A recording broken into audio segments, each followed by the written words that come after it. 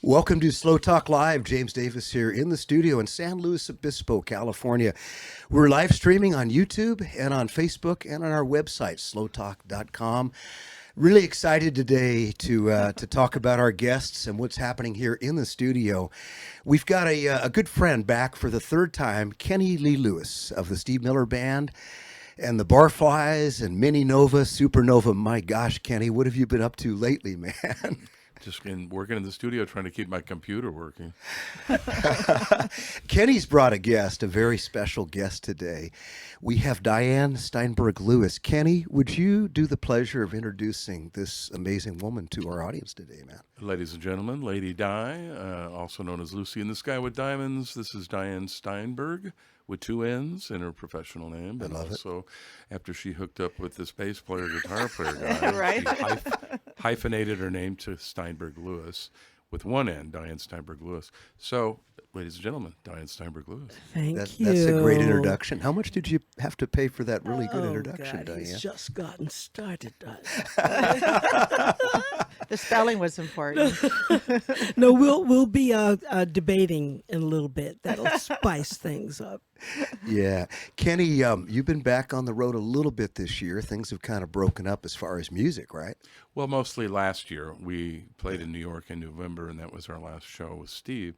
But I'm trying to think if I've done a gig this year. I don't think I have. That's right. It's 2023, Yeah, folks. we had a We new got year, back, baby. We did the ice breaking in 2022 back on the road. We came out of the clouds and out of the storm, and here we are. Kenny, what was Trying it out. like? What was it like going back in front of the fans? Not just for you, but what was the response of those crowds the Oh, first wow. time? I mean, it was just like people were being released from prison. I mean, for COVID, for almost 2.5 years, we're just keeping people from coming.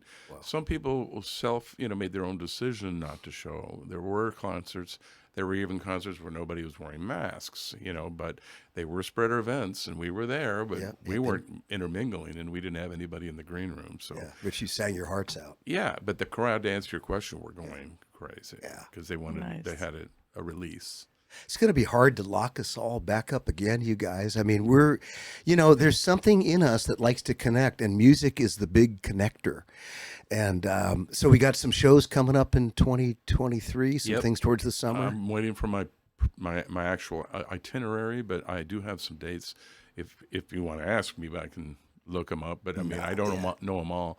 But we're going to be doing quite a few more this year. We only did about 32, I think, last year, which is about half of what we normally do. But thank goodness we were able to do those. Yeah. This year will be about twice that, back to a normal schedule. Will you be Gr- traveling around? I mean, where you'll be going? Yeah, all over? we'll be going all over the U.S. I don't think maybe some Canadian dates, but I don't think Nice. we're going to Europe this year. But that might happen. You never Yeah, know. you never know. Maybe we can stream that shot, Griffin, of Kenny with the crowd that I think Dianne took backstage.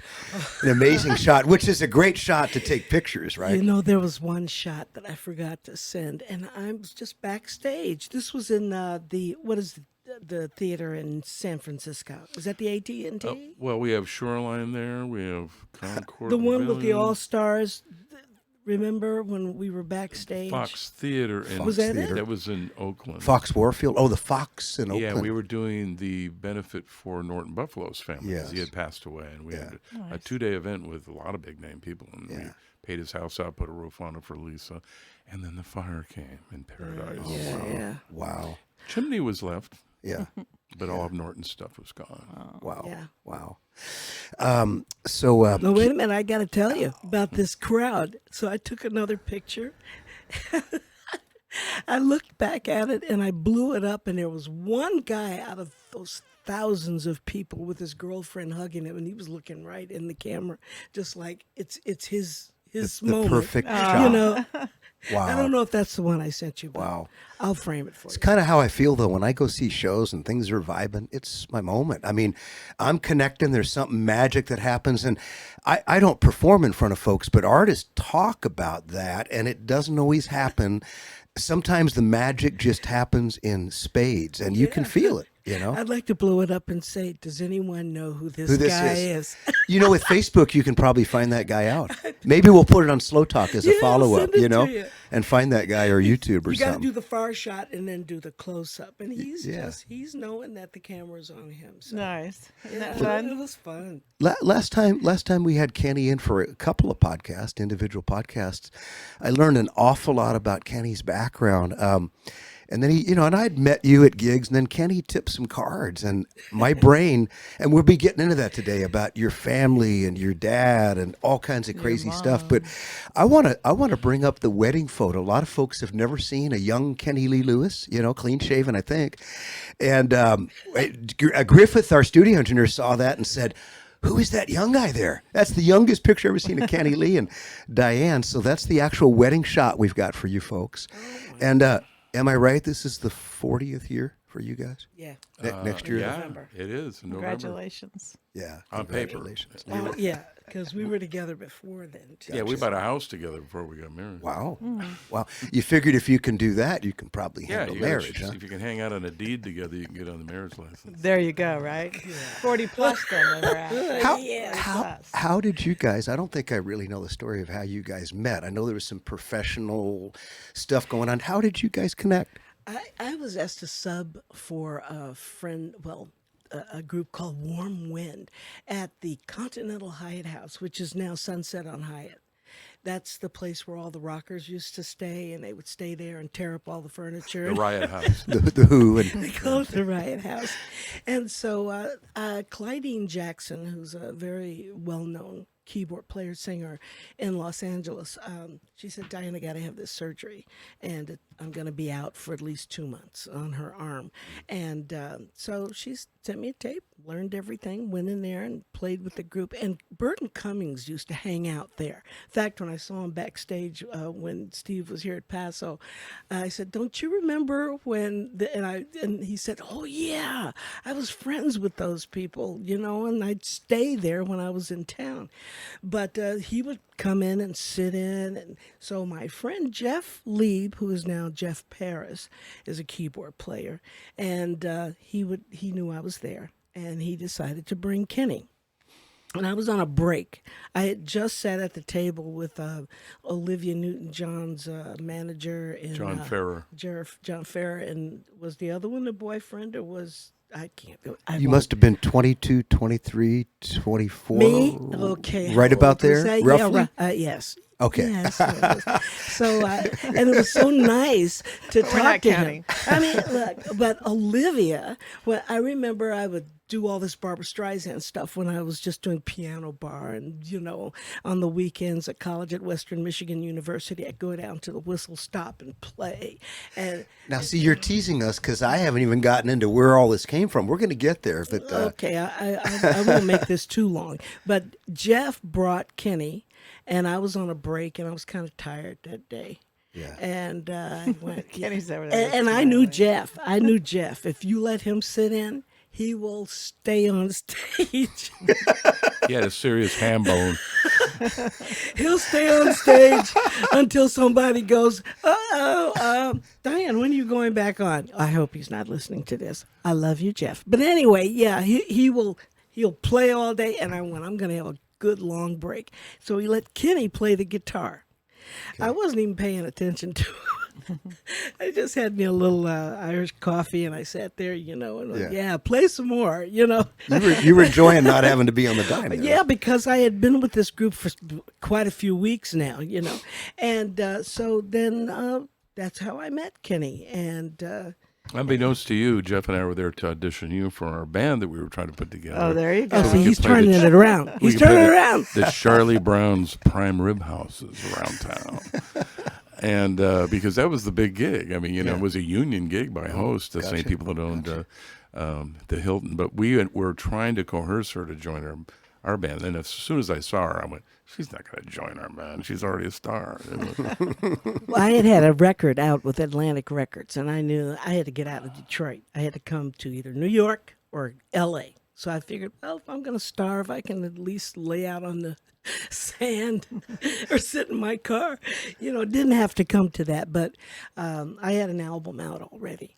And so it was like, what are we going to do next? And so I needed to just get my bearings in Los Angeles. And I did some pretty creative things to get people to come hear me. But then there they were. You had an album out, and the thing to do is to go out and play to Yeah. connect with people on that current record. That's exactly what you're doing. And then Kenny Lee Lewis shows up. Yeah. I was playing other It was material. just a fluke. It was just a fluke. I didn't know her, and I was playing an acoustic nylon guitar to sit in with. I think we did What's Going On and a couple other tunes, and she didn't know me, but we went out afterwards, and that's when I got to know her. Well, wait a minute. You're leading them down the path. He didn't get to know me. I was just a guest He didn't know me like at that. Dupars with you on Sunset. I love how Okay. the men and women have different versions of how they. I was going to say, if I brought my wife in the studio, there'd be a different story about the memories of this. But now we've taken the risk of having but both wait of a us there at minute. the same but time. wait, there's intrigue now. Well, in those days, everybody would go out to eat after the gig, and it would be Sure. like 2 a.m. Oh, yeah. And that's what we did. The afterglow. Oh, Yeah. oh yeah. Yeah. And then, I had in those days, Donna Summers was just peaking, Oh, So massive. I had the Donna Summers wig on and the big eyelashes and the skinny denim skirt and the low French. You were into the with look, this yeah, happy well, look at the I time. had that together. you Yeah. know. I'd never seen anything like that before in my life. I grew up with girls with patchouli, and granny dresses. And This was a different scene here. Well, yeah. that was not yeah. my scene. I sometimes just, they would shave. Well, oh, God. Well, I remember when Donna Summer hit and how massive that wall of disco that came with her. That was a huge game changer. So your records, maybe we can put one of the photos of Dianne at that time or an album cover up. But for folks that are on Google right now, Dianne, Yeah. Dianne Steinberg Lewis, they'll find shots of those records on. Yeah, Yeah, you want to do it Actually, under. just Dianne Steinberg. No At that Lewis. time, Two it was N's. Dianne No- Steinberg. Yeah, with 2 N's. Pre-Lewis. Okay. It's easy found. I found them. Yeah, Yeah. yeah, they're all over YouTube. There's some there's some really good YouTube videos on those different songs and stuff. And Yeah, I was surprised. I found my cover of "Baby I'm Yours," which was by Van McCoy. absolute favorite and, song. Somebody had just put mothers and their babies and "Baby I'm Yours," and I went, oh, that's very nice. I even like the one where they have the ox and the ox baby, Not the familiar with, cow. you know. not familiar with It that was one. very- but- there. It was very sweet, But I was going to tell you, Yeah. when I signed with ABC Records, I needed a bass player. And I was with Howard King Agency, and I was signed ABC, and they said, hey, when are you going to get your record going? And they said, whatever you're doing, we love what you're writing. We would like for you to just stay happy if you're happy. If you're sad or you're upset, we like you stay sad, and you're going to have to go somewhere to start, playing your music. Promoting and engaging. Yeah. Yeah, but we hadn't recorded yet. Finish your songs. So they sent me up to Ventura at the Holiday Inn, the one that goes around in a circle. It used to, anyway. Crown Plaza now. Gotcha. Gotcha. And so I needed a bass player. Bass player I was going to use was a jazz guy, and he was in Paris, and he wasn't back. So I had to call Kenny Yeah. to come. And then the other bass player, Jeff. I Michael, called Jeff. Michael Brady, Michael Brady, who was with Sandpipers. Sandpipers, Guantanamera. Big hit song. So they went out on tour, so he was unavailable. And so I said, Well, hey, Jeff. something's happening here now. Both bass players Was are the out. universe working? Right. So I had to call Jeff, my Yeah, keyboard player yeah. friend. I said, Jeff, can you do this gig? Because he plays every instrument like Kenny does. Yeah. And he said, yeah, I can do it. I said, can you read MacArthur Park? Because I was doing, all that All stuff. that, yeah. And he says, well, maybe Lewis can do it. So then Kenny came. He didn't recognize me because I didn't have the Donna get-up, Summers the get-up. wig She and all showed that up stuff. in a babushka, sunglasses, and a pair of Levi's. Well, Yeah, different look. hey. Yeah. I thought she was the cleaning woman, actually. And I thought Casual day. No. Yeah, I thought he was what's his name, and I said, "Who is that? Is that the guy?" And She he says I looked look like she says I look like Jed Clampett. You did. And he had a hat on that. To me, and looking back on it, it was like fish lures were in it. No, They were- I was in her mind. it was turned up, and I went, "Oh my god!" So I had to get my drummer, who was actually my boyfriend at the time. But It's a anyway, funny story. It's a great story. I'm glad we're not on a game show that says, "Tell your story how you." Yeah, the met." newlywed, the wedding game, or I the don't think lose. I Yeah. don't think you Lose. will win. No, but Yeah. Kenny already mentioned that James was having this the marriage counseling show shoot. today, Oh didn't shoot! he? Oh shoot! Well, that'll come later. I think I should not step into domestic Moving issues right and along. all due No, safety okay, here. Yeah. well, I'll leave that alone. So I'm going to be quiet now. So 40 plus years. Oh yeah, There you go. he became my bass How- player and my best friend, and he was on diets with me, and I love Love it. You know guys what? don't want to do diets Bass with player, girlfriends. best friend, diets. My gosh, Kenny, that's the trifecta right there, man. I mean, you nailed it, Kenny. Yeah, it was interesting. What happened was we got rooms at the hotel, and although we had places in L.A. and I even had a beach house I was borrowing in Oxnard, we had rooms at the hotel so we could stay there if we were tired after the gig or whatever. And so sometimes her boyfriend would go into L.A. to get the mail, feed the cat, Stop! You're not going to tell the do story. his drum lessons, his acting lessons, whatever he needed to do because he had another thing going on. Yeah. And sometimes we'd be in the hotel at the same time, just crossing paths, Yep. We just crossed paths for a very long time. Instead, God. moving right along. Okay, next. Something developed, I'll tell you. So Dianne, Another day. now we've got Yes. our audience understanding that you're in LA, you're cutting records.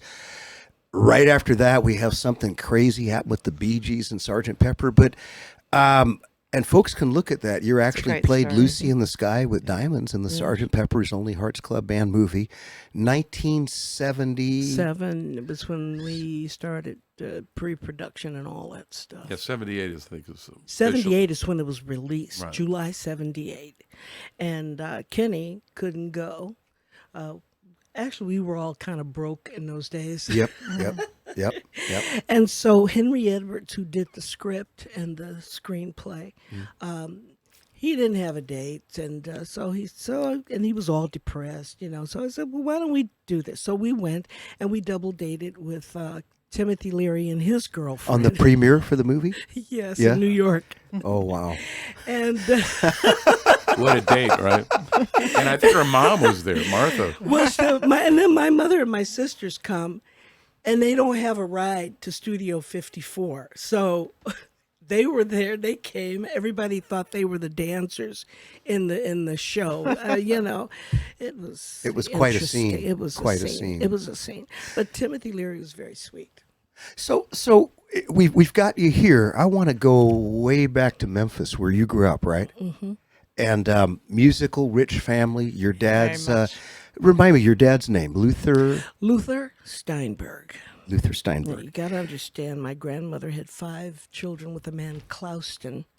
And then my grandpa, Milton Steinberg, made a bet and said, I'm going to marry her. So when the guy died, he got in there and then he proceeded to have 10 more kids. So she had 15. Wow. Most of them were boys. That's amazing. Yeah. That's amazing. And my Aunt Nan was the oldest of the Steinberg 10. And she ended up going out with Fats Waller and Bonnie Berrigan, trumpeter, and big band. Now you groups. throw these names out. This is like pretty amazing stuff, these people. But Mm-hmm. these were people that were in Memphis, that were part of the scene, that your mother knew. Your mom was the queen, they called her. She was the DJ at radio station. WDIA. People Well, can. she's a dean at first, though. She started her church and her. No, what it that was? came much later. Okay. We were all raised Catholic. Steinberg, Catholic, I Memphis. was going to say I had 4 kids, another and people reason. kept wondering if we were Catholic or Mormon. But 15 raised Catholic, yeah. Yeah, so and my grandfather, because his mother, her father was a German Jew, and she was illegitimate, and her mother was in those days they would say mulatto or mixed race or a black woman, and so then she at 14 having him like her mother had her at 14 or 15, and so where was she going to bring her? So they got down to Beale Street. So Grandpa was working for Pong's Laundry. See, people have this idea that then Beale Street was just all black and everything. Yeah, it was the place where it was like New York City. Yeah. It was the safe place to be. Yeah. But there were the Chinese who were there, Pong's Laundry, and then I got my first chop suey on Beale Street. Now, you know. when you say these places, do you have pictures, Diane, of these places coming back right now? Oh, right now. And these real memories. Oh, God. I remember we were real little and Dad said, we're going to drive down Beale Street. Yeah. And they would have those lights, across the streets, stringed across, Yeah, yeah. stringed across. And then we would, and the music was coming out of everywhere. So that scene with Austin Butler? I was just going to refer to the new Elvis movie, Austin Butler. Does that catch the vibe of what was going on? Just the buzz there? I remember when I saw that scene, I went, yeah, I mean, they could have gone a little bit further, but that was good. It caught the energy and It the did, flow. because Yeah. everybody could go down there. Yeah. And you had Lansky Brothers that were also on Beale Street. Peabody was the Peabody Hotel. That's you this know. jacket. This is pretty why I cool. wore it today. We got to I get know. the camera on that. That's pretty No, you cool. That's gotta- a great jacket. That's This is all cool. the Elvis. Classic. Yeah. That is really cool. Posse. So that's the place to go to get the threads. Oh heck yeah! Absolutely. Lansky Have they been there? Brothers? Have they been? Are they still open? Yes. Give a shout out to those guys. Wow. Yeah. We That's got a incredible. discount coupon. We got to Kenny, when you had discount coupon, Kenny, when you walked in, we both remarked what a cool jacket. I had This is no idea. Is this? Oh, sorry. Yeah. This is Elvis's wedding jacket. This is what he married Priscilla in. replica Not of. not the same I got one, but scared for a this is the second here, design. like the Hard Rock Cafe will put in a Yeah, glass right. case. Design. That's pretty cool. That's pretty cool. That's But the special. movie, which a lot of people have seen, I just saw it a couple of days ago. I was a little late to the party, but my gosh, what a rich snapshot and settings of those things. So Beale Street, how far away did you guys live from Beale Street in Memphis? Just give us some sort of a Oh God, you mean 5-10 minutes? Pretty close? Well, everything in Memphis is like 10, At 10 that or time. 15 minutes away. At So that you time. talk about California, everything is at least 30, 45 minutes away. Gotcha. Gotcha. Depending on, Yeah, much smaller. Like they show Graceland out in the middle of the sticks, and now Kind of like in your backyard, right? Yeah. Beale Well, I Street. remember we used to go out. That was Elvis Presley Boulevard now, but in those days it was U.S. I forgot, it was the highway. Gotcha. And Gotcha. further on down on the right was the Army surplus store, and then I remember we'd go. I have never been in Graceland. really. No, we always went out. I almost went. I I've went been to. there. I've been. Have you? I want to go. I definitely want to see it. The movie just whets my appetite. But went to Indianapolis races with my grandmother, and she wanted a jet down there. The Air Force wasn't too hip to let me just go off on trips to see Graceland at that time. Yeah. But definitely want to see that. The movie does a real good job of giving that feel for what was going on there. So back to Beale Street. That's where you're. Was the radio station close to Beale Street, or most of the clubs were on Beale Street? I keep forgetting the street that Beale Street was on. It wasn't far. I Yeah, mean, it wasn't far. It's across town a little bit. Yeah. There's a plaque there that her mother is actually on in It's front a of the building historical where, marker. where the originally location was. But yeah, not far. It's But- it's like slow, you know. Memphis is big on the outside, but on the inside, it's like slow. It's it's very like small. once you go downtown. Yeah.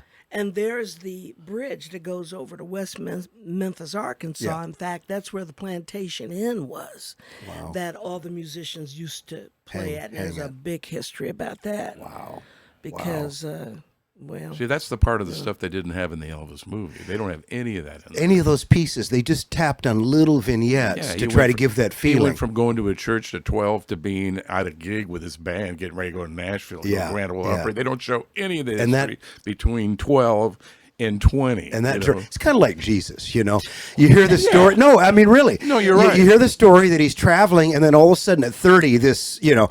It's the Book of Canaan, I call it. They took it out. So Diane, your mom's a DJ. Was she a musician also? Did your mom sing and well, play? when they started dating, my dad would let her sing whatever Lola wants, Lola gets. And he'd say, yeah, I let her sing. She couldn't sing that. Well, he was always critical of everybody, jazz musician, But the thing is she was gorgeous. And she would do the cha-cha around the club. And, in those days, this is when Cuba was, everybody was, Oh, yeah. And she would lead the cha-cha all around the place. Desi and Lucille were big on TV too. So your mom was a bit of a spark plug. That's maybe an understatement, huh? Well, she was a spark plug because she wasn't going to let anybody tell her what she was or was not going to do. She would look at it because we're talking down south, and we're talking about. You have to talk about what kind of discriminations were going on. The context there, the palatable tensions. That's right. And one thing that she used to always say is that down south, the black women were strong, because they were down there working and taking care of everybody's family. Yeah. Some of them were like wet nurses for a lot of the white babies, And so when there was an issue, the black women didn't really back down, and the white women were pretty much subservient to their husbands, and they weren't either allowed to work or they weren't career people. And so when you don't have much of a choice or an option, and my mother just went, well, I'm going to work and I'm going to find my purpose. And she wanted me to go into radio. Really? And go in her shoes. And I said, Mom, I can't do what you did. And she went, look, you don't have to be the queen. You find the queen in yourself. And she told the guys that too. Find the queen in yourself. That's a powerful thing. And I love that about your mother, because the things I did look up on your mom, because she would have people sing, and then she would do these little motivational talks over them. Yes. And they're on their YouTube. Go look up your mother. And I was just do what you want to do your best. And she was like the original motivational speaker. Just get out there and do it. It was extremely impressive and very progressive. And challenged you to absolutely. Be what you wanted to be or absolutely. were afraid to be. So your mom started that process with you with that challenge, the way she treated you to find yourself. She didn't tell me that. I just watched her do it. She got did it from her mother. Yeah. That's pretty amazing. Yeah. Her. And say that line again that she would say, find within you. Find the queen in yourself. I love that. Find the queen in yourself. In fact, I have my cousin's son, Ice Gibson, is a singer-songwriter now, so he's trying to come up and keep the legacy. And he had a song called Keep It King. So it's like, we got two things. The male version. Got it. Keep it king. So let's show, I want to talk about your dad too. I don't want to miss that today. We'd be remiss. We're definitely probably going to have you back again. There's a lot of ground to cover. But your dad, Luther Steinberg, we have a shot that we're going to stream here of the Luther Steinberg Orchestra. Yeah. We've got a couple of shots of your dad as a very debonair young man. And black hair? Was he natural black hair? Yes. Deep black hair. Yeah. And there's something about, I got to hear this story because we saw some pictures that you sent me of Elvis with lighter, and the movie shows this, a little bit lighter color hair. All of a sudden, you got Elvis showing up all black. They don't talk about that much. Somebody makes fun of it. What happened there to Elvis? What's that process? This is what I think. I'm going to put what I think along with what the family told me, because my father was supposed to be what Elvis became. He was managed by Sam Phillips. He was in the Rocketeers. He was a beautiful man. He was going in the studio and cutting other groups, like Phineas Newborn Seniors. There was a family, the Newborn family, and they were pretty much like Wynton Marsalis family, or what are other families that have been? Of multiple, the BG brothers, the singers. Yes. Yeah. And so they kind of ruled the roost, the senior did. And my dad was coming up right around that time. And he was a prodigy. And when I sent that picture of him 16, 17 years old, that was the first time I had ever seen that picture. I just got it last week from my cousin. Really? And I looked at it and I went, oh my God. I mean, to say he was handsome, he was beautiful. Striking face. And so now I get it, because they used to, as they all got older, they would tease each other about the opportunities that they missed. You didn't become Elvis, It's almost the same. It's almost the same in politics, though. There's the heir apparent, right? Yeah. And then something happened. They found a better one or something. So I'm hearing a bit about that kind of replacement. Well, let me thing. see if I can segue that even better. Yeah. Because when I saw the movie, the Elvis movie, and the kid that played Elvis as a young kid, I looked at him and I thought, this is perfect casting. Yes. And he reminded me of my dad even before I saw this picture the other day. Now this kid could play my dad, if, Interesting. But anyway. yeah. So when you see how it all comes together for Elvis, being around black music and the different choices he made that wasn't even popular with his own contemporaries, and then here's my dad coming up before him. Sam Phillips took him in the studio, and Sam Phillips and Leonard Chess. I don't care. You could be doing things off the top of your head, and they would slap their names on it, take the writers and the publishing and everything, just like they did with Jackie Brinson on Rocket 88, which is considered by many people the first rock and roll song. I think we have one of those songs. We had 6 or 7 that were sent. Yeah. I think we have a boogie. You can hear rock and roll being born right there. Yeah. I think we can stream this and then Can have you it in the play a little background. bit of it?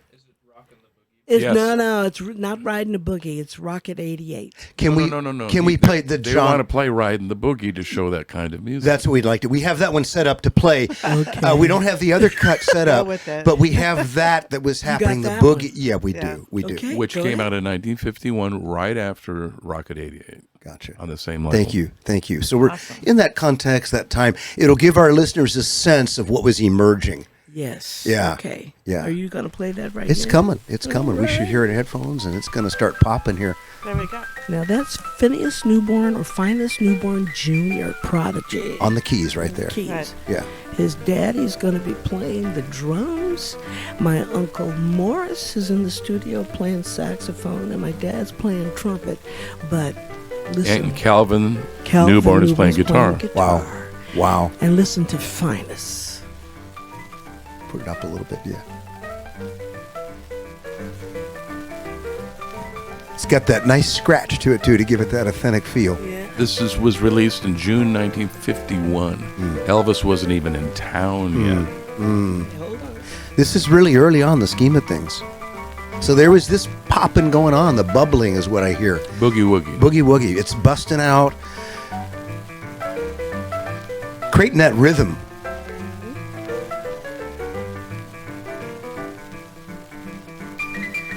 Wow. This is what you were raised in. This is what you were.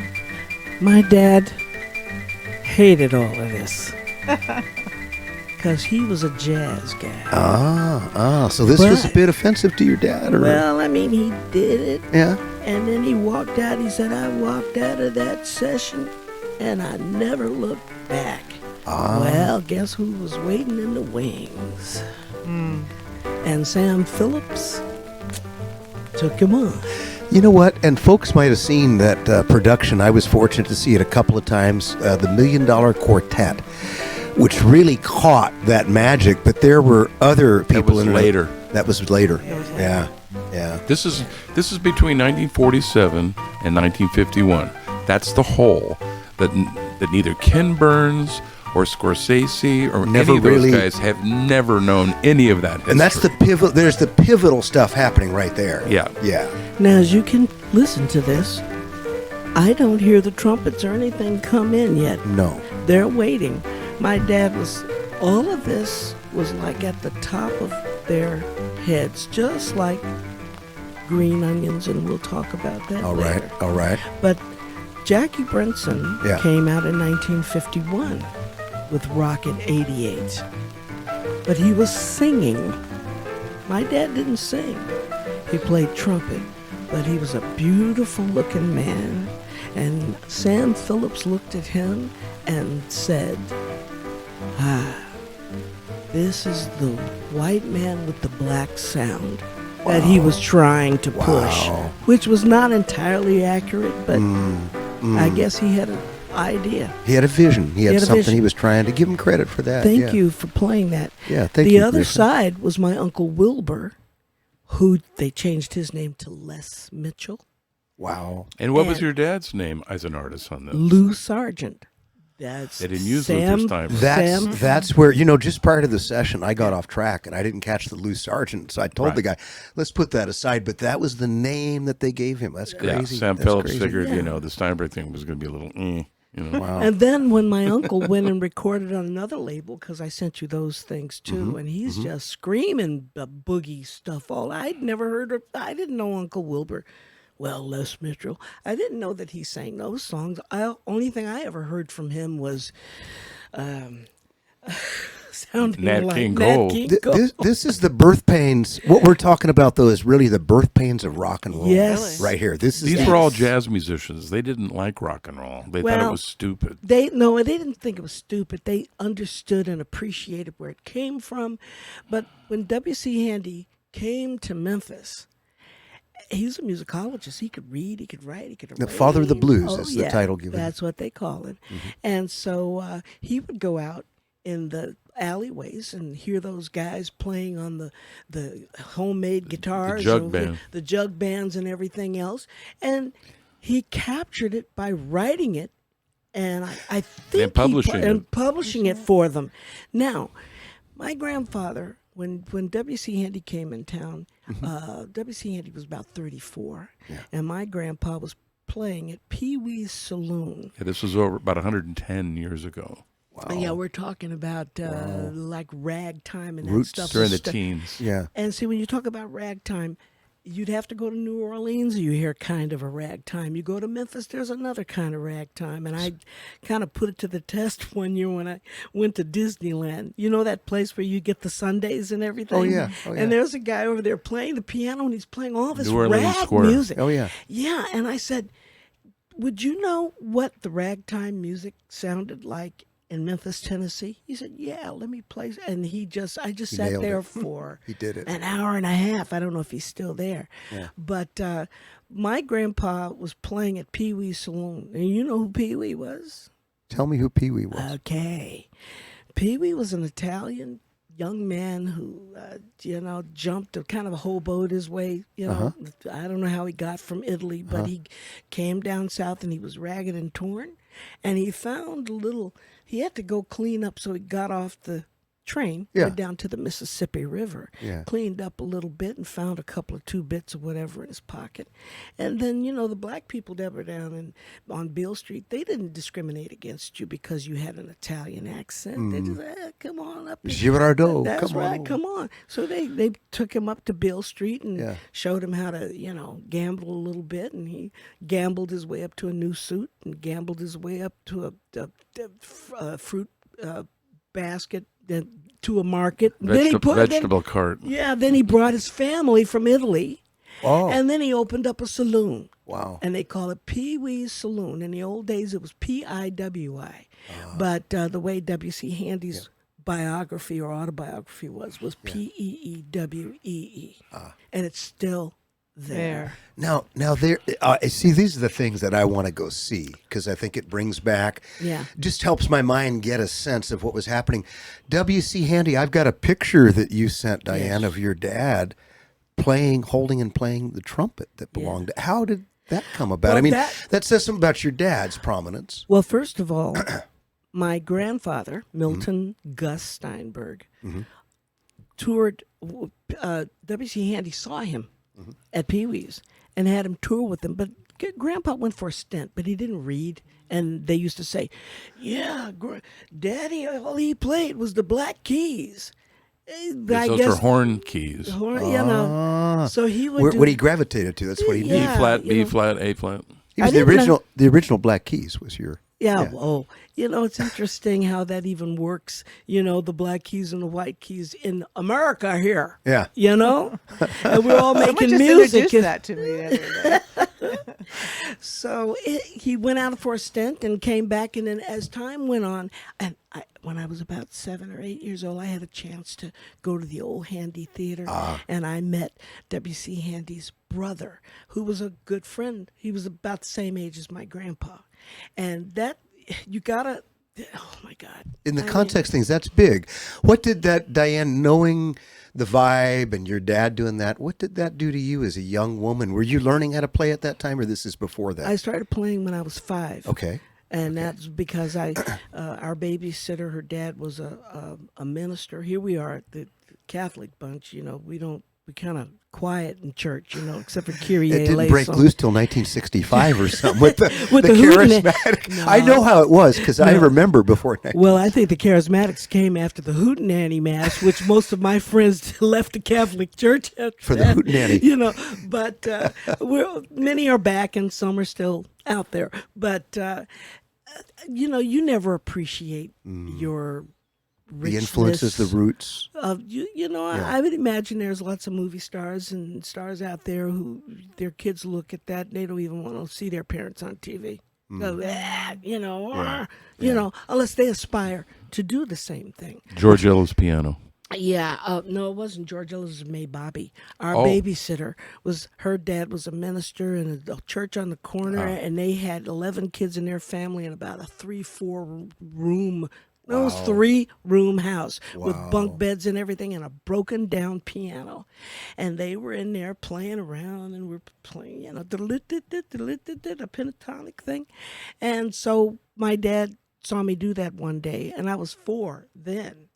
And he went, well, I guess I better go get a piano. So he got me a Baldwin. He got a Baldwin Acrosonic and he learned how to play piano from me starting. He played trumpet. He saw your spark, your interest. He went out and got a piano. You I got still have it in my house. Really? Yeah. Probably. Really? So music's just in your heart, your soul. You don't even know any different. That is your norm. No. I mean, Gus Cannon, you know the song, Walk Right In, Sit Right Down. Everybody's Baby, talking like about a that. new way. I love that song.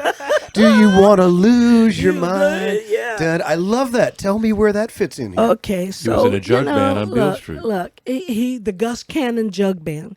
I didn't know anything about him. I just saw the guy that used to come in and cut everybody's lawn. That's and, crazy. That's the guy that did that song that is like. He was across the tracks, across from P.L. Burford's, down there. Not too far from the Jewish cemetery there. There were some houses, and so Dad said, this is after my mom and dad divorced, so we had to do visitation. So I left. I left Detroit and we'd visit Dad. And so my dad said, Gus, come in here. And I didn't know that he was the one that had written that. So I played the piano and Gus got out the spoons and he played and oh my God. That just gives me shivers. Now, Detroit, I watched a video, Diane, where you actually, Detroit was going through some significant things. They were doing some streaming, and you actually spoke more than you sang, really had some words for the people there and stuff. That was pretty. Little side shoot here, but Detroit is where your dad relocated to. No, my mother. Your mom. Oh, my dad wouldn't have left Memphis for Okay, all of okay. the what in. There's a lot of people down there that just have never They will traveled. not- They never go anywhere. Wow. It's just happens. They're It's- set. No, They're set. he went places. Like he came out to California at the Okay. time, right before my parents got divorced, and he really wanted to do what Doc Severinsen was doing. Oh, yeah. And so he didn't know who the agents, and my mother's family was out here in Los Angeles. And so next thing I know, he was back home and a little bit disillusioned. Not too hip about relocating. No. LA is it's a tough room. You know, No, I've got family that have come to California and a day and a half later turned right around and went back home. Wow. Wow. Not all of them. Yeah, but you some they just couldn't acclimate. And It's probably too much stimulation. There. Yeah, It's it's too like much it- to interpret. you just get the flutters or something. I can just hear Elvis go, baby, let's get out of here. Let's go back to Memphis, or Yeah. something. And he did many times. Yeah. As Graceland was a place for him. You've got a great story. I mean, you can go on and.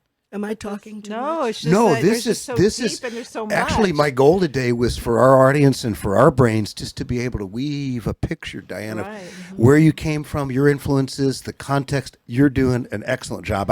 I'm getting a lot of clarification on how this all developed. Well, the Yeah. one thing I want to say, and I'm sorry, but it's like, and I wrote myself a note here. The Steinbergs, whatever was happening on Beale Street, from the time my grandfather was there, whatever's happening on Beale Street, even now, Steinberg is always somewhere around, Connected to that. all the way through all the That's genres the story that's never been told. and all the eras. Now, when Elvis was going on Beale Street, to look at my dad, who did get his suit from Lansky Brothers, like all the blues and the jazz guys did. Oh, so in the movie it showed Elvis B.B. and King. BB. Yeah, but BB was not there with him. BB was on the road. Well, BB, they all knew each other. Yeah. You know, because Yeah. BB. But yeah, the but I don't know if timing- he went in for Yeah. counseling. He wasn't counseled by BB. I never heard that story. But anyway, Yeah. But it was entertaining and it gets you there. Right, I mean, it's good for the but- Hollywood story. But for the family stories, whether you want to call some like the lore or what we were told, I know what Dad told me, you know, and I know what other people told me because I know he was with Sam Phillips and was right there at that cusp of things when that music was not going to be the thing that made Sam realize what he really wanted to do. Elvis was positioned at the right time, but my dad in those suits and that black hair, because I know Elvis loved Tony Curtis too, you know, and anybody that had that black hair all that was a process. curl like on the Jackie forehead. you know, Jackie Wilson and all Yes, those guys had a that process, like you yeah, say. but my dad didn't have it. It was all natural. Natural. And he saw Dad, and I think tangibly, it's like when you see somebody that you finally go, I can make that work. Yeah, Cab You know? Calloway had that, and he used. Luther was the lead trumpet player for Cab Calloway. That's When they huge. come in I town. read that as I was doing some study. I read that. That's huge. Cab Calloway. In fact, Cab Calloway, the call and response thing. Yes. Cab the one that really Hey, made. Hey Bop Bop was Lionel Hampton, who are Luther Steinberg was also a Was lead it- trumpet player Well, in Lionel Hampton. See, crazy. for all those bands, Those are two different bands, but Yeah, similar. and he's in. Yeah. well, they used Dad's orchestra. They called it not the Luther Steinberg. They did call it that, but he was like the territory band, which means if you had to get pickup musicians in town, then you knew who to go to. That was the wrecking crew for, for the the area. whole tri-state area. so you didn't have to yeah. import everybody with hotels and train yeah. tickets Oh, yeah. and blah, blah, blah. Oh yeah, which is what we do in San Luis. We bring in Yeah. some musicians, get a lot of good players to help instead Exactly. of bringing the whole crew in. Yeah. Exactly. So they would always call him, and he was always first chair. And when in the early days, when Lionel Hampton, and Duke Ellington and all came in, and he was young, you know, and he was blowing everybody's mind. And so now he also, once Dad was there, W.C. Handy on his deathbed, he had a couple people that he always thought to call if he couldn't come from New York and do the Cotton Carnival or whatever it is they did in those days. But Dad was the other one, or the first one he would call. So on his deathbed, he wanted Dad to play his trumpet. And what they That would was do, his request. yes, that he would do the national anthem, and then of course you had to play the Memphis Blues. Oh, wow. Because that's what W.C. Handy wrote. Yeah.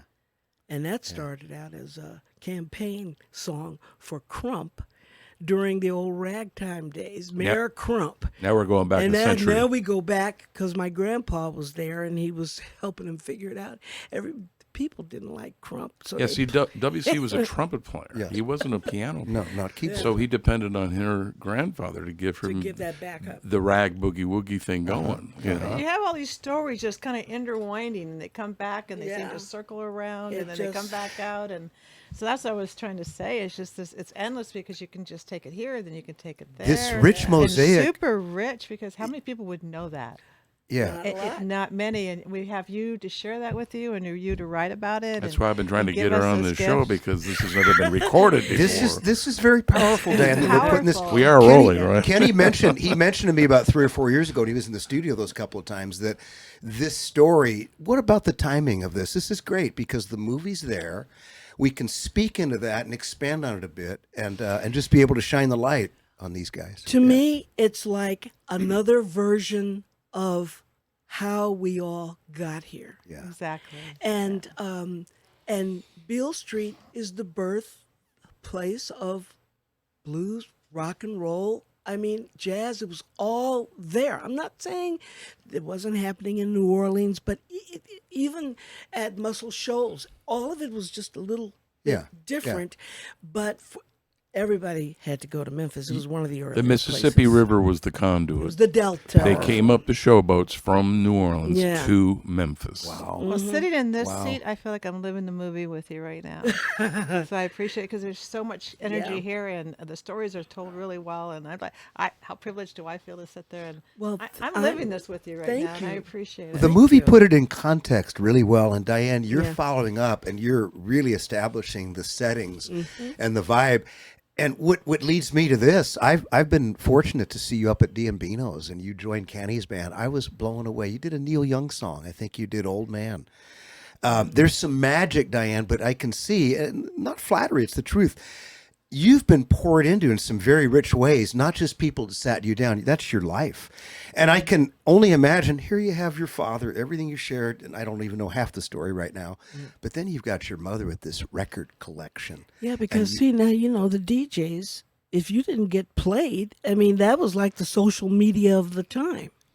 If you want to get something out, you had to go through those DJs. Yeah, I just talked to Carolyn Travis. Did I ever send you Airplay? That's a PBS story about the DJ revolution. Was the initial? I don't think so.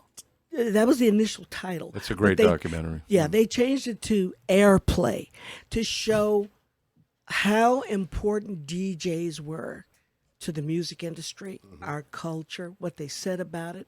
And my mother was on that, Rufus Thomas was on that, and Cousin Brucey was on that. They were the ambassadors of the black idiom. The black idiom that Yeah. became what our music is today. Well, Rufus said, he said, and I sent you a video of that. He said do we we have could. Rufus? I think we do. In fact, we're going to stream. We that was one that popped right to the Wow. top. Oh, we're going to okay. stream that. No, that's amazing. And let you talk a little bit about it as we're streaming it. Well, that'll Yeah. lead up to WDIA. Nice. Do you want me to tell you what he Sure. said about Elvis? Absolutely. Let's set this up and then we'll Set it stream it. Yeah. He speaks about discrimination and stuff, but he said that when it got to they couldn't even play Elvis Presley on the air. They were banned from playing Elvis. Because they thought he was black. At no, first. no. Yeah, Well, that's what I heard, no. right? Well, that was on the white stations Well, until they. you got to understand, everybody in Memphis knew he was white, but not the rest of the world. Not everybody yeah. knew. And that's what they showed in the movie. Okay, now here That's we what go. they showed in the movie. Here we it's go. also like the country singer. Who's the black country western singer? Charlie Pride. Nobody knew Charlie Pride was, well, people that knew him, but nobody knew that. They tried to present him as a white man. Yeah, well, I was going to say something. What was Let's I get gonna right say? to the tune. Let's play it. I was going to say something. Okay. And Hit we it. can talk over it too, Dan. If you want to comment on it, we can do that. Wow. The leg thing, that was Calvin Newborn. Yeah, Calvin Newborn did He that. invented that on stage with the Newborn Family Band, and then they used to play the Plantation Club in Memphis, West Memphis, Arkansas. Across the bridge. And that's where Elvis used to come when he was working for the electric company and First. watch all of them. Her father and Calvin doing the leg move. Saw their show, saw their That's shtick. what he would do. Is This sit on reminds the me of wings, Mick and Jagger he would just watching. sit there and he would just go, Yes. "I'm going to do that." Reminds me of Mick Jagger telling the story that they were on before James or after James Brown, Right. And his whole absolute shtick from Same that thing. moment on was just he somehow got a download of it or something. It was crazy osmosis. It's But just- the thing is it's- you can copy somebody, but you're not going to do it. It's- the You're not same the way. originator. Look at It's- the moonwalk, Michael Jackson. It's called cultural appropriation. There you go. Thank there you. you go.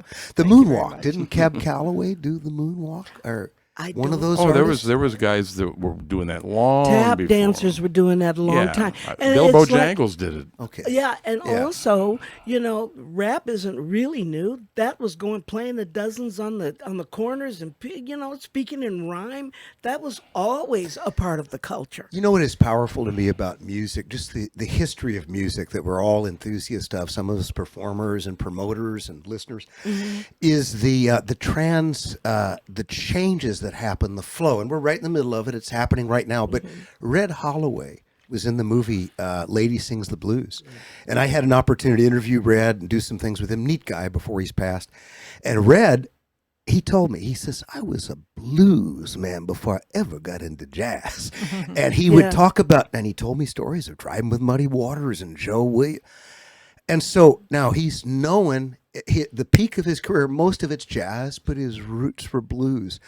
And I think that knowledge made him a richer. I didn't discuss that. We didn't go down that avenue. But what I see is it makes you a richer person and musician. You have more to draw from. Well, I got to tell you, and they will say in church, faith comes by hearing, like the mustard seed. That's right. Yeah. Well, here we were on Trigg, which was not far from the other part of Trigg where Elvis used to go to the church and sing at Reverend Brewster's church. My babysitter belonged to that church, so they were always over there when Elvis would come in and hit harmonies with everybody. This is when he was just. He was 1954. It's crazy. 50s, So there was 2 blocks over from my house was the Sanctified Church. And I mean tambourines, Holiness people, Pentecostal, Pentecostal, falling out. And, They showed a little bit of that in the movie, the tent revival thing. Yeah, which was part of the scene, but there were permanent churches already doing that there. Well, G.E. Patterson, who is Major another man. historical reverend, is from Memphis, and before he got to Memphis, it was under somebody else, and it was a sanctified church, and we used to hear that every Sunday. So I'd come home from Kyrie eleison and my lessons from classical music and piano and my ballet classes and everything, and then I'd start hearing.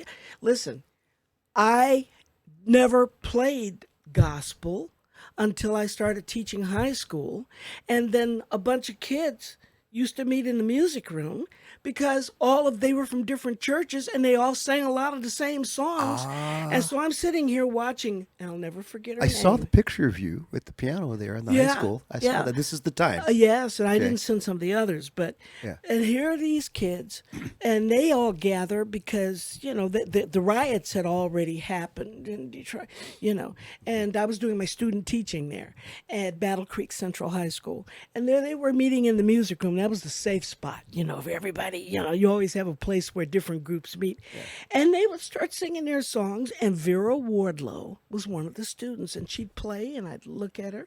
Now, I've been hearing these things all my life. I've been hearing jazz. I never played the bebop, I'd hear Phineas Newborn Jr. I even got a chance to play for him, but it was in me. But then here comes Vera Wardlow, and I go, show me how to do that. And it came easy because it was in me already. We're talking about a spiritual transference of spirit in the music and through art. You just get it. Powerful. It's a part of you. Yeah. It's just in your DNA. Not just the DNA. I mean, I bet you can get up and boogie right now because you've been around people who have danced. You're gonna move with the beat. I picked up the harmonica just as a kid. Yeah. Just love it. And then realized some of those rhythms I had been exposed to. Yeah. And then my son got involved in, he got out of 80s, Iron Maiden and started jamming on jazz. I had a girlfriend, started jamming on swing jazz. Wow. I knew a lot of the songs. I didn't know where I knew them from. My dad had a player piano with 90 rolls. And I don't know how I got them on there without tearing them up. I must have really liked it because I'm not that careful with things. Yeah. But I remember as a 4, 5, 6-year-old boy grabbing the piano and playing roll after roll, and I realized they were part of me from a kid. I'd left that, hadn't heard it in 20, 30 years, and then those songs. They don't leave you, though. Yeah. No, my mother had vinyls, right? And she would just play them, and they'd be going through. So I'm saying cultural DNA, because that's just cultural DNA. It's really what I'm saying. We're DNA. But if you're listening to stuff and you're dancing in the kitchen and you're playing, and it's just part of who you are. Look, we're Americans. If we could just lock into what it is that we love and that is very American about us. What a rich fabric we have. We really do. We really do. We could really deal with all of this other nonsense, and it's going to be dealt with at some point. I think you're stepping in the gap, like Kenny said, that Ken Burns and all the other guys haven't covered, that period of transition. And it's just because they never been told the story. They would love to, but they've just never been told. But here's another thing. Now we got Ancestry DNA, and now I'm meeting the Jews in Boca Raton that we're related to, and the Germans that I didn't know we were related to in Mississippi. That's crazy. And then the real father and mother of so-and-so. And then you find out, you didn't know you were all these things, Yeah. and that's going for everybody. Yeah. Right. Some people thought they were German, and they found out they were Scottish. Well, what the hell? You know, Fascination with DNA and genealogical stuff. I haven't done it yet, but I'm seriously considering either 1, 2, 3 or ancestry, or maybe both. I know one of them helps you with health. The other one gives you your Yeah. background and sends you updates. My aunt was telling me she gets updates all the time about our family. well, I just found out that we're related to some people from Mississippi, and the guy got in touch with me. My dad tried to tell me, and then he says that his grandmother was Martha Jane, and mine is Martha Jean, and her name was Burroughs, and he calls me and sends me a scene. I think we're related to Joe Burrow, and I go, who is that? I didn't know. Yeah. I didn't know that was the NFL football player. Wow. And I mean, he thinks it is. Yeah. Who, you know. It's a process. We're It's getting a more process. information. Yeah. And when it comes down to it, the points of light for all of us are there. The music, the art, the willingness. This music that we sing and play together is us stepping in each other's shoes and walking. I love that. You know what? Empathy is probably one of the most important things to have. Yeah. They talk about IQ, and we heard of the book EQ, but I think that's a real clue there when you can think beyond yourself.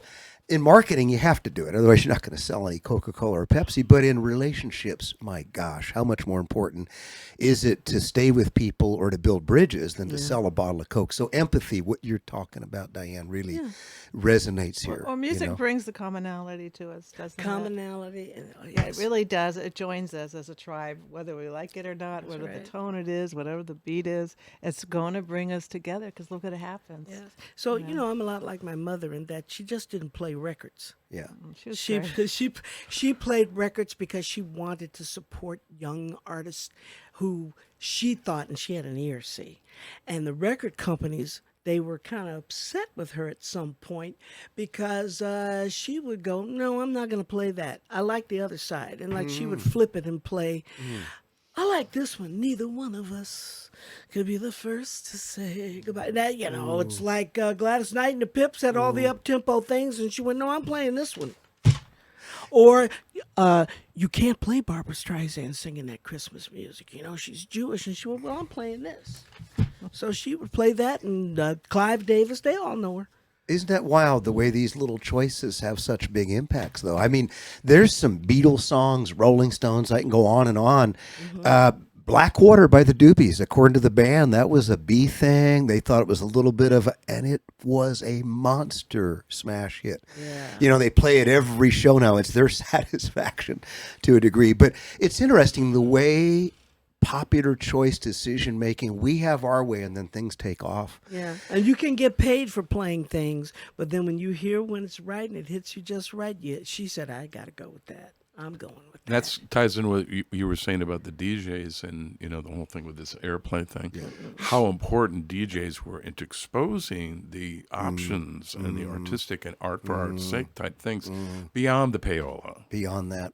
And the DJs had to have, you know, most of them started out quite talkative, and you know, they were comedians or something, because you had to have that gift of gab, because you had to shtick, you know, Something you to had to connect with people. sell. Yeah. But my mother said, yes, we're there, we have to sell, we have to help them sell those records, but we are also here to communicate, to educate, to inform, and to Your mother lift understood spirit. her role. She Yeah. understood her voice. Yeah. My mother, she in San Diego, so we're from San Diego. Yeah. So she worked as a DJ where they put the quarter in. What? Yeah. And then she was part of the vinyls, and she would play the vinyls, and she would say something. She was on a very small scale, but they'd actually put a quarter in one of these things, and they'd say, play this song. And of course, she'll say something funny and then play the song. So that was her DJing days. You know, have you noticed that we don't have any music programs where people call in and make requests? You know what? I'm going to resurrect that, Diane. Come on now. No. I think Kenny, we I should. can't, for our streaming audience, I can't tip any cards, but keep tuned to Slow gotta Talk. keep tuned. There's some really cool stuff that's beyond me, organic, that's happening. Had a neighbor walk by and just drop something in my lap. I can't wait, because we've talked about this, and I'm really excited. I've never left radio. We're streaming right now. want to get back into radio, keep the streaming, and do both. The best I'm of both worlds. encouraged. Yeah. See, with your podcast and your streaming, you don't really have to worry if somebody is not going to support your show. That's it. Because That's you've it. got We're not all doing the it. technology. That's it. We're not doing it for their dimes. We get to do what we want, which is powerful. And I respect that. Your mother said, I'm going to pick this other song. She Yeah. was not a yes woman. Oh no, she was No. not. I read about your mother. Started reading and was like, oh, I get this. And Yeah, we sort of she was pretty leapfrogged a little bit amazing. here. Yeah. She was at home being a homemaker up to about 1954 with Luther 53. running around, playing jazz and music and all that stuff that was going on. Elvis was just starting to record. And then that's when her mother, you want to tell the story? If do we have time? Oh, we do. Okay. We do. We're doing good. We've got about 15 more minutes. We're going to sign Just off. why don't you about give them the short 30. Yeah. Well, story of how she there got was on radio? There was a late, if you were in radio as a woman, you had either, call and get Miss So-and-so's advice on your life, or, cause Auntie Betsy or something, or you gave recipes. It was a very defined, limited role. Yeah. And let me just give a little backstory real quick. WDAI, 1948, first white-owned station to ever allow black people to have their own show in America. That was a big deal. Yeah. That was big. So that's already going on. Okay, And go yeah, ahead. so you have to ask, well, why did they go that way? And Rufus Thomas was one of the DJs. They were like, they were like 1,000. And B.B. King. Oh, he's all back. He was a DJ before he was a star Did not know playing blues in clubs So that's where some of those young pictures of BB. Do we have any of those young pictures of BB that at WDIN. Diane said, this is pretty crazy, you guys. This is Yeah. like a mosaic. He was writing coming together. jingles for Pepticon and was, Wow. just a radio guy. Wow. No, I've got It's kind of like pictures Sly that- Stone's story. He was the same. I've You know got what? pictures I that know go that beyond story that. in Oakland and Yeah. in San Francisco. Similar yeah. story. And of course, he produced the Bull Brummels, Laugh Laugh. That was Sly Stone, DJ, W. So this is already KDIA. going on. Big, Yeah. huge revolutions going on in the tri-state down Yeah. there. White people in the suburbs are hearing race music for the first time. in Okay, their so now lives. wait a minute. We They've get never the- been to Beale Street. They've never heard this music, and all of a sudden it's on the radio. I love Go my ahead. husband. Go but, ahead. He okay. set the he set the context really well. Yes, he did. All right. Okay, Back so to the radio station. Christine Spendell was like the girl Friday, because the guys all had to be the program director and all that other stuff. But they got her because she was good with numbers and everything, and she came to my mother's funeral in a tribute in Memphis, because she was buried in Detroit. Yeah. So she came and she says, call me. And I didn't know she was the lady that was there. How many people had to run a radio station? A whole bunch, right? You had your engineers, you had your, Behind the scenes crew.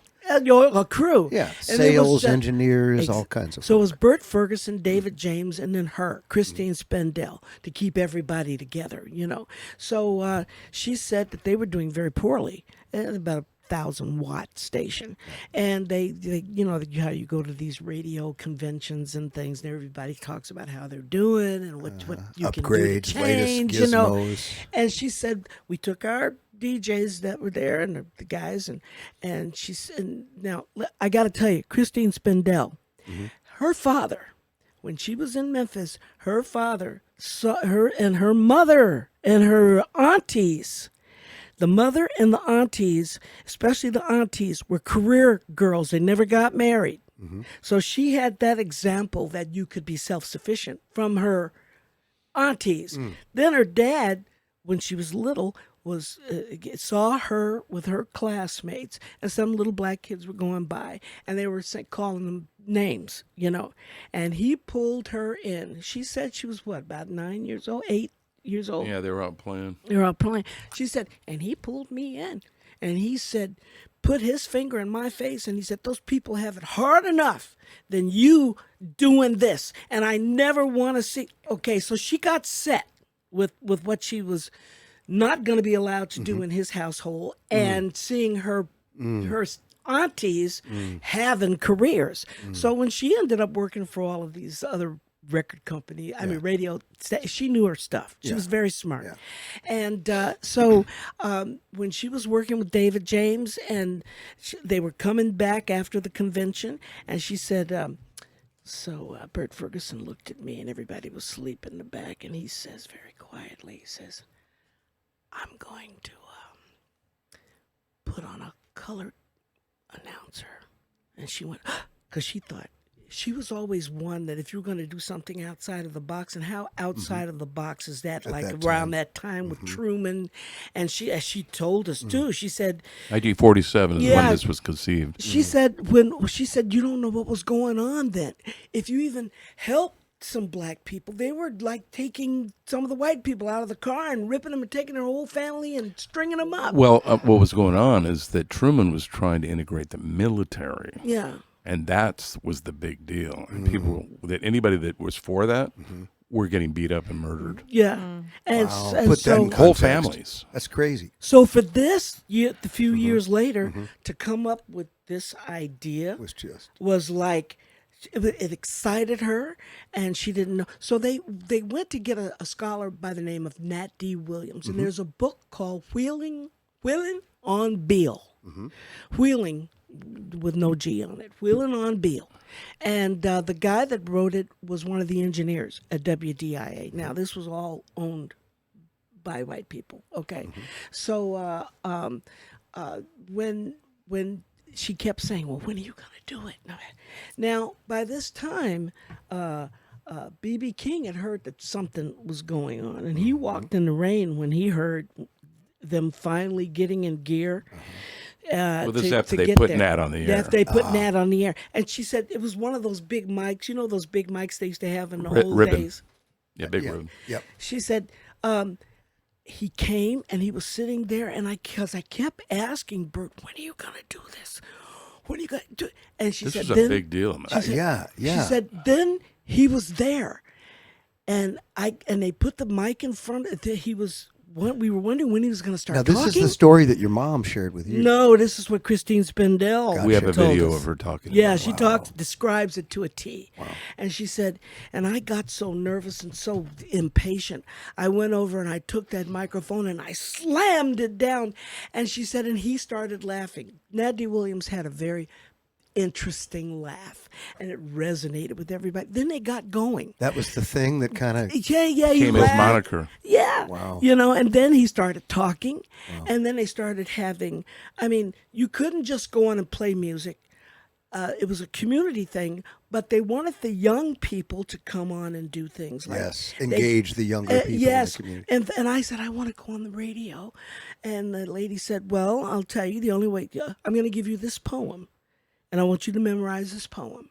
And the next thing I know, I was out of the night that covers me, black as the pitch, pole to pole. I thank whatever gods may be for my unconquerable soul. In the fell clutch of circumstance. I still remember Invictus. This is coming right out that you did on the radio. This was. Well, I didn't even get on the radio, but Can I you learned put a little that. hip hop beep to that, Diane, and upgrade? No. You're a good sport. You sound like Common. No, hey, Dinner. but listen, Invictus is worthy of it. What can I say? Right. But anyway, I said, Christine, like, what else? She said, I went to the women's groups because we had to recruit people and go to the churches. And I said, you went to the churches and to see people in the neighborhood all by yourself? Did you do that? And she went, yeah. I said, were you afraid? She went, no. They were very accepting and they listened and we were serving the community. She said, but the people out front that were protesting, and they just had They this were big threatened. cloud over their head. Wow. Saying that John Pepper was going to turn over in his grave because he was the co-owner with Wow. Bert Ferguson. This was the vibe, the context, the tension that was right smack in the middle of. And there they were, and they stood their ground. The concept is that the station was failing financially, and Memphis was 40% black. There wasn't a voice for those 40% people, but there sure was a lot of money in those 40% people. And Dewey And Phillips they started knew that too. advertising products to black people. You know what? We had a you go. mayor elected in San Luis Obispo because, to her credit, Heidi Harmon went and connected with the students at Cal Poly. And the students that live here 9, 10 months, all year long, should have a voice. And I think she won by 4,000 to 7,000 votes because she That's connected fabulous. with some of the outcasts over the hill. you know? Yeah, I met her. We Yeah. So did the a point thing is lately. that the station was not doing it to be nice to black people. It was doing it because they needed to make some money. It was all green. Yeah. It was not a that's- black and white issue. But He's the impact of defending it, the the title impact of his of it, it book, opened yeah. doors, is what you're saying, though. It was a breakthrough time in radio for that to happen. Yes, and then once it got going, then the lady who used to do the cooking stuff, Like a homemaker show. homemaker show. What was her name again? I Willa forget. Monroe. Willa Monroe. And Christine told us she just used to make lots of food for everybody and feed them and then give recipes. But Willa's health was failing because she was a On heavy years. woman, Oh, and so she was retiring, and they did a search to see who was going to be the next person. So my mother went to that audition. She didn't get it, but one other lady got it. But her husband was a minister, and after about a year, he didn't want her on the radio anymore. So he took her to Chicago, where she actually ended up staying on radio. But then they said, call that pretty one up now. So then they your called mom. my mother. That's your mom, Norma Jean And the Queen. Martha Jean. Martha Jean. Norma Jean is Martha Marilyn Jean. Monroe There you go. now. Martha Jean the Queen. Yeah, they did not call her the Queen at No, first. she was just Martha She Jean was just Steinberg. Martha Jean. What's fascinating, what I'm hearing, is when your mother relocated to Detroit, Detroit's got its own rich musical, thing. That was a which is- decade later. But well, she started in 53, Yeah. and then in 63, they had come and heard about her because she became so popular, it made the station go to 50,000. Yeah, her and Rufus made that thing She happen. and Wow. Rufus Thomas made it Wow. work, and then they started sending people from the East to come and study what they were what they were doing. because it was cutting so, edge. So then you ended up with white DJs like Hoss Allen, and everybody said, "Come on now over here," and they all sounded black because they wanted to cultural follow the appropriation. model. Gosh, it almost sounds like Hillary Clinton trying to sound like somebody from Texas. Well, I'm sorry. wait a minute, Wolf. Stop. Well, Wolfman Jack too. I mean, Yeah. Yeah. So they all yeah. started resonating with that because It's just It what was Rufus was selling. talking about a minute ago. It's the same thing. Same thing. same for, thing. for the money. Yeah. Yeah. So, and well, I mean, the good part of it is things began to open up. Mm-hmm. See, again, I'm going to go back to Elvis. See how he opened up when he came to Beale Street and he heard Yes. the richness of all that Yes. music and you shake it all up. He became the together. ambassador. He did. And he really did. And it's interesting because in the movie, there's certain points where he sold out to his own values, but there's also points that they showed when he stood up at the end of the 68 special and gave a social message, turned the kernel over. He also started realized his roots were in gospel. I love that. Yeah. And he started integrating some of that back into his shows. It's powerful. So Yeah. my daughter's godfather is Harry Middlebrooks, who Mm-hmm. co-wrote a song called Spooky. Atlanta Rhythm Section? Are you serious? Well, Love that. actually, it Spooky. was Dennis Yost in the Classics 4. Was Yeah, Oh, the- they- that's right. That's right. Before the original. Something Yeah. spooky. Thank you. So Oh, I love he that co-wrote song, man. that. And That was your uncle? No, that's my daughter's godfather. Daughter is godfather. I used to play with him. He's a Yeah. friend of mine. Wow. And he also used to sing with Elvis. And Yeah, he just toured with him. he just sent us his book of when he was on the road with Elvis. You know He what? just sent it. You're compiling. You gave me. I printed out some copies, a bunch of notes here for the camera, Diane. You But you did? gave me the ultimate guide to Beale Street. I can't wait to finish this. That's This my is, Uncle Wilbur. You know Les Mitchell? yeah. He got all kinds of rewards. I mean, he took Kenny and I down to Beale Street when Kenny first came into the family, and he drove us down there to show us Pee-wees Wow. It was a complete after the riots and everything right. burned up. Beale Street was an absolute wreck, and it was all completely condemned. Wow. And see, Pee-wee's was the place. Yeah. You had down the street and around the corner, there were these brothels. You know, the stuff that you hear about, and the guys playing the piano. The guys playing the piano. Don't let it be said. I mean, a lot of piano players.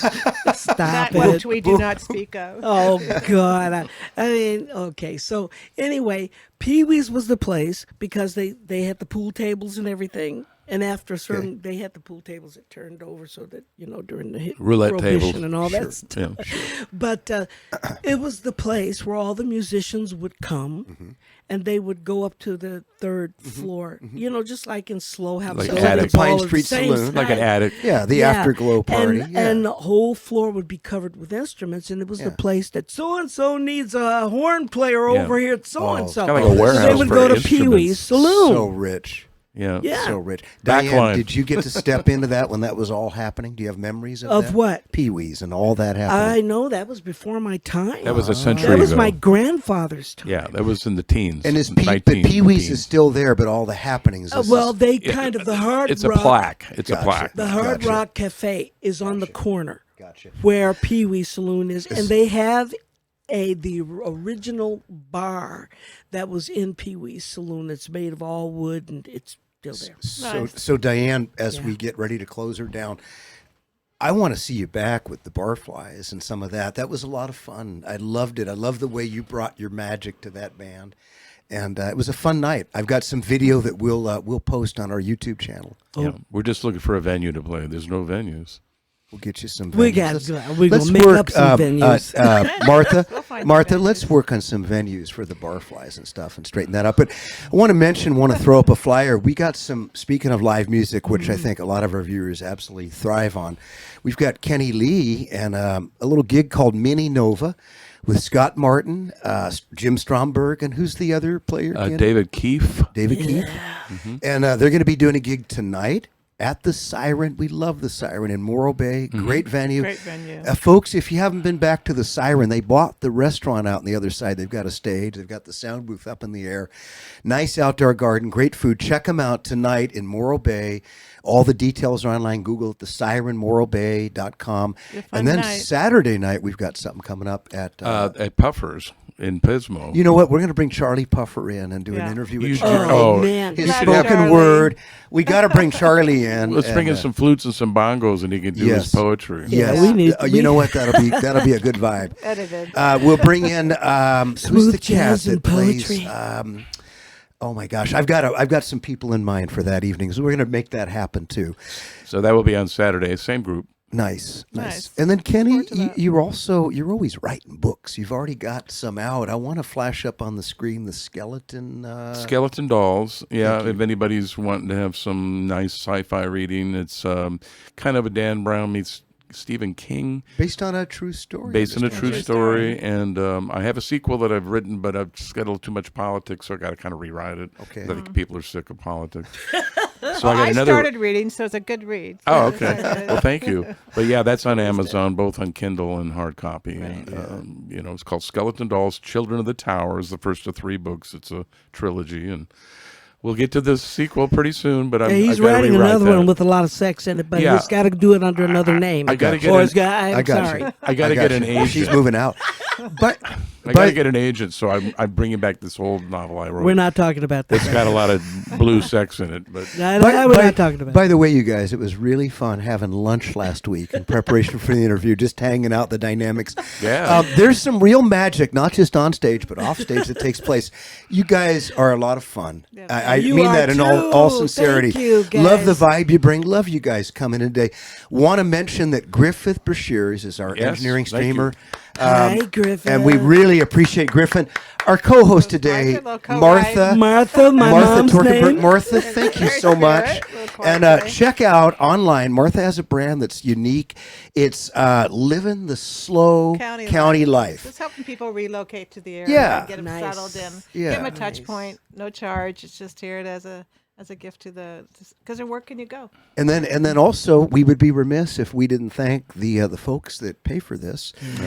Very grateful for Quick Tech Computers in Los Osos. Chad Thank you. and his entire team, they're great guys. They actually made a lot of these magic happen, keeping the computer run good.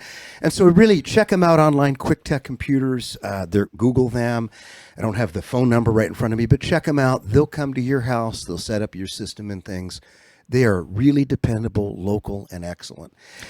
And one other thing. Yes. Next time I'll talk about and answer questions about Peter Frampton and the Bee Gees and all that stuff. I would like to delve into that because you were 25 when that happened. well, Right. around that time. And Detroit, the Detroit days with her and her mother. And the Detroit days. There's some pieces that we're leaving on the table. But Diane, would you come back and share? Absolutely. Appreciate Anything that. for you, James. All right. Would you bring this nice guy Kenny with the cool coat? Oh, too? yeah, because you got to help me remember things. All right. I like that. You talked about spinning vinyl. We got Treat. 10,000 LPs in storage. Are they here on the Central Coast? Yeah, Yes, they they're right by the Okay. airport. Well, Kenny, we've created something. I'm not kidding you. You guys can Google it. It's called the the San Luis Obispo Vinyl Record Reclamation Society. I'm serious. Nice. And we'll create a home for your records. You can come sit and listen They're to just them sitting there occasionally. rotting. We need to pull them out. Well, we got to get a sponsor for this. We'll do a Patreon. What's that? Traffic Records might do it. My friends at Shattered Paradigm Records might do it. We'll see. I We'll have see 3 who merges. turntables. We I just love need to it. get some people on them and 2 just turntables and have a 'em listen to microphone. stuff. You can get that to happen. I think. Guys, Yeah, this I has got been- my mother's recording studio that she had. Yeah, we got the original board that she used to use at wow. our house. We're going to bring back some magic, you guys. That's Obsolete crazy. technology. But All right, it's, we'll put it back in action or okay. something. Guys, thank you so Thank much you. for Thank you, checking out James. Slow Thank you. Talk. Please subscribe to the YouTube Slow Talk channel so we can keep you posted. Follow us on Facebook, Instagram. We're on TikTok. We're on Pinterest. We're everywhere. We appreciate your support. Thank you so much. Appreciate all the folks that give feedback. Listen, we're on slowtalk.com. We're going to continue the stream here in about 15 minutes. Coming up with Serafina Madonna talking about a special equestrian show. And then right after that, Jim Barnett back in the studio to talk about foster care this time. I think he's bringing his foster daughter. Thank you guys for checking us out today. We love you. Doing good. Thank See you next time.